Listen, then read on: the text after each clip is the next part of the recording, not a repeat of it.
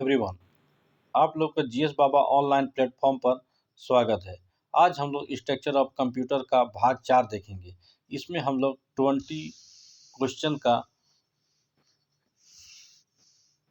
लिए हैं। आज का सवाल है, पहला सवाल, मैग्नेटिक टेप किस प्रकार की मेमोरी है? आंतरिक मेमोरी, बाह्य मेमोरी, प्राइमरी मेमोरी, इनमें से कोई नहीं। हम लोग जानते हैं क्या कि जो मैग्नेटिक टेप क्या है जी, बाह्य मेमोरी है, जिसे क्या कहते हैं, एक्सटर्नल मेमोरी कहते हैं। सवाल नंबर 2, स्मार्ट कार्ड में इंफॉर्मेशन स्टोरेज के लिए क्या लगा होता है? माइक्रोचिप, मेमोरी, डंप कार्ड, इनमें से कोई नहीं। स्मार्ट कार्ड में हम लोग देखते हैं माइक्रोचिप लगा होता है। क्या होता है? माइक्रोचिप, जो कि इंफॉर्मेशन और स्टोरेज को संधारित रखता है। चलिए नेक्स्ट सवाल।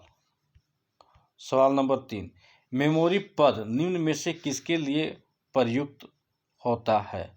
Logic, control, storage, programme.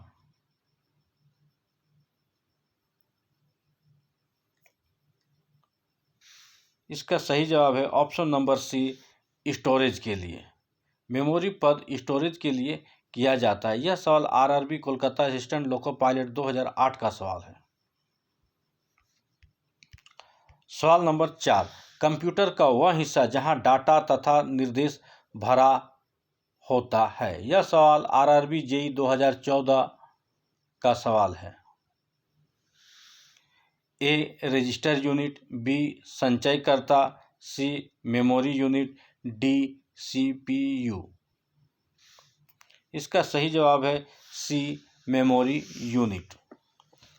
Memory unit computer का वह भाग है जहां आंकड़े और निर्देश को स्टोर किया जाता है। मेमोरी यूनिट को आमतौर पर एक चिप होती है। स्मृति में यानी कि मेमोरी में 4 प्रकार के होते हैं: chips RAM, ROM, complementary, metal oxide, semiconductor और फ्लैश होते हैं।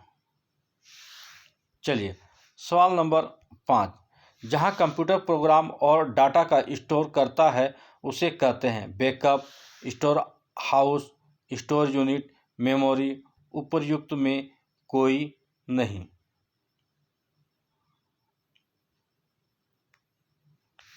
इसे कहते हैं storage unit. Option number C computer program और डाटा को स्टोरेज यूनिट में संचित करता है। स्टोर यूनिट या स्टोरेज यूनिट एक ही। चलिए देखिएगा, यहाँ पर जो लिखा हुआ है, बी में भी स्टोर यूनिट है और सी में भी स्टोर यूनिट है। यहाँ पर जो है एक में है स्टोर यूनिट और एक में क्या है जी, स्टोरेज यूनिट है। तो इसमें क्या हो जाएगा जी, option number C store unit. क्या हो जाएगा? ऑप्शन नंबर सी क्या हो जाएगा जी, स्टोर नहीं, यहाँ पर क्या कर लेना है, स्टोरेज यूनिट। Storage unit. सवाल क्या है, जहां कंप्यूटर प्रोग्राम और डाटा को स्टोर करता है उसे क्या कहते हैं? Backup, store house, store unit यानी स्टोरेज यूनिट, मेमोरी। उपयुक्त में कोई नहीं। इसका सही जवाब है सी स्टोरेज यूनिट।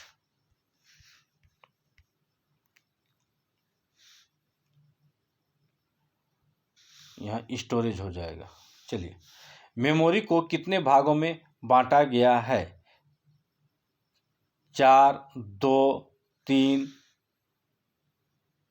5। हम लोग जानते हैं मेमोरी कितने प्रकार के होते हैं जी, 2 प्रकार के होते हैं। एक होते हैं इंटरनल मेमोरी और एक होते हैं क्या जी, एक्सटर्नल मेमोरी। सवाल नंबर 7, निर्देश, इंस्ट्रक्शन, इंफॉर्मेशन और परिणाम को एकत्रित यानी स्टोर करने के लिए किसका उपयोग किया जाता है? मेमोरी यूनिट का, डेटा का या नियंत्रक का? हम लोग जानते हैं कि किसका यूनिट किया जाता है जी, मेमोरी यूनिट का। Option number A, option number A. Floppy disk किस प्रकार की मेमोरी है? एक्सटर्नल मेमोरी, सेकेंडरी मेमोरी, ए और बी दोनों, इनमें से कोई नहीं। फ्लॉपी डिस्क इंटरनल और एक्सटर्नल दोनों प्रकार के हैं, इसीलिए क्या होगा, ए और बी दोनों।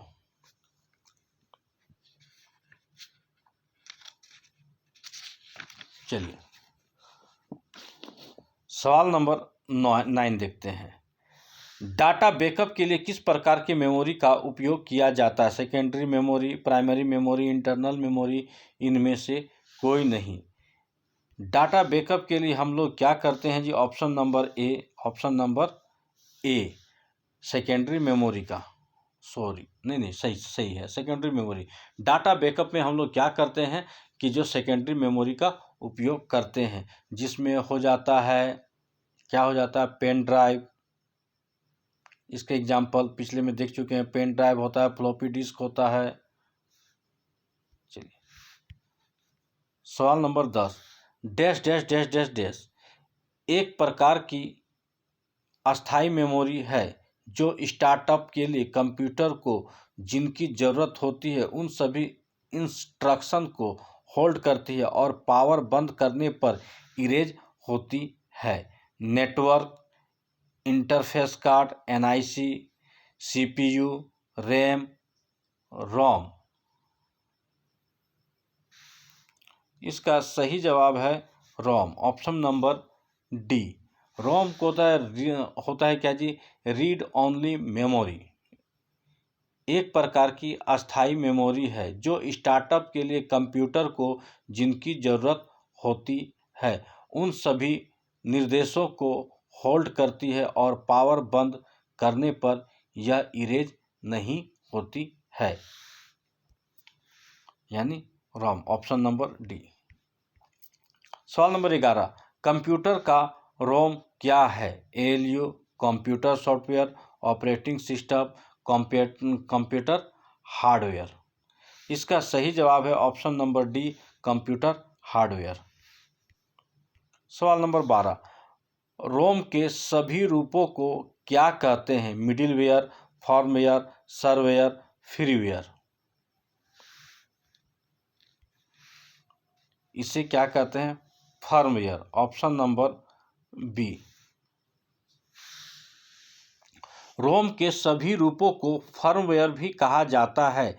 इसे एक सॉफ्टवेयर ना कहकर फर्मवेयर कहने का मुख्य कारण यह है कि कंप्यूटर को चालू करते समय यह कंप्यूटर के विभिन्न घटकों यानी कंपोनेंटों की जांच करके यह सुनिश्चित करता है कि इसके सभी अंग ढंग से कार्य कर रहे हैं या अथवा नहीं, इसलिए इसे फर्मवेयर भी कहा जाता है।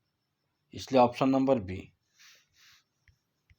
सवाल नंबर 13, विषम का चयन करें। फ्लॉपी, रोम, डीवीडी, हार्ड डिस्क। इसमें क्या हो जाएगा जी कि रोम। क्या हो जाएगा जी? रोम, option number B.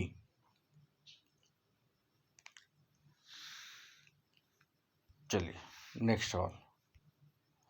Primary storage unit निम्न रूप में भी संकेतिक होती है।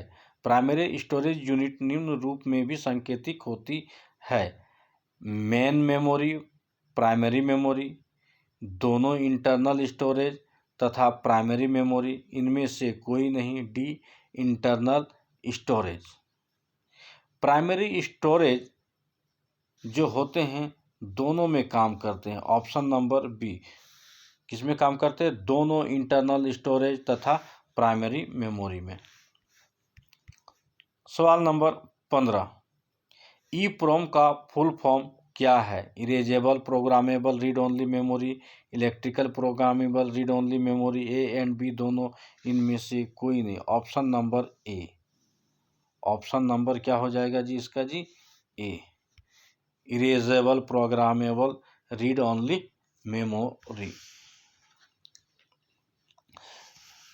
यह एक अस्थाई यानी वोलाटाइल मेमोरी होता है ईप्रोम। सवाल नंबर 16, अनंत प्रकृति की मेमोरी से युक्त कंप्यूटेशन की समस्याओं के विश्लेषण में प्रयुक्त होने वाले एक सैद्धांतिक कंप्यूटर को कहते हैं? Tape calculator, Babbage machine, Turing machine, सैद्धांतिक मशीन। इसका सही जवाब है सी, ट्यूरिंग मशीन। ट्यूरिंग मशीन एक गणितीय मॉडल है जिसमें एक अनंत लंबाई यानी इन्फिनिट लेंथ वाली टेप होती है। अनंत प्रकृति की स्मृति से युक्त एवं गणनाओं की समस्याओं के विश्लेषण में प्रयुक्त होने वाला एक सैद्धांतिक कंप्यूटर को ट्यूरिंग मशीन कहते हैं।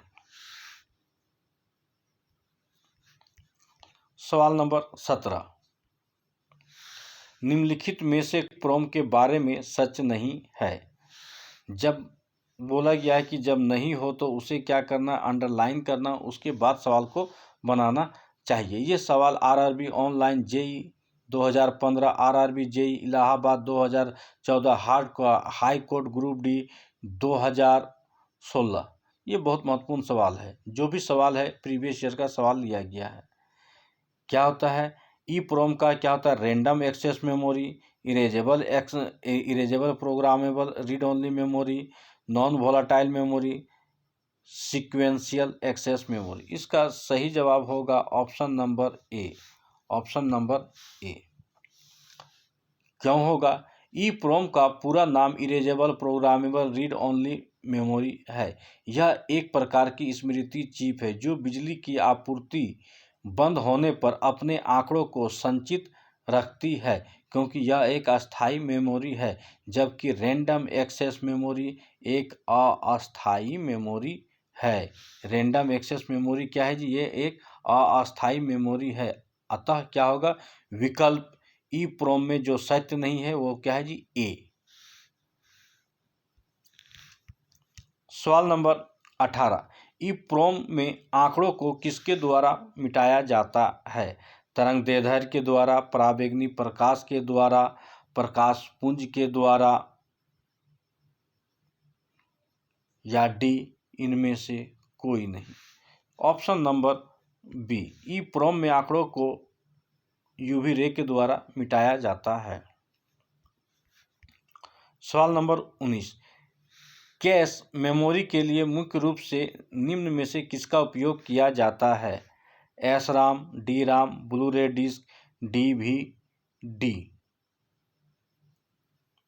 इसका सही जवाब है ऑप्शन नंबर ए, एसराम, एसराम। कंप्यूटिंग में कैश एक हार्डवेयर या सॉफ्टवेयर घटक है जो आंकड़ों को संग्रहित करता है। कैश मेमोरी के मुख्य रूप से एसराम का प्रयोग होता है। आज का अंतिम सवाल 20 नंबर का सवाल है, निम्नलिखित में से किस मेमोरी चिप की गति अधिक तेज है? डी राम, एसराम, डी राम बड़े चिप्स के लिए अधिक तेज है, इनमें से कोई नहीं।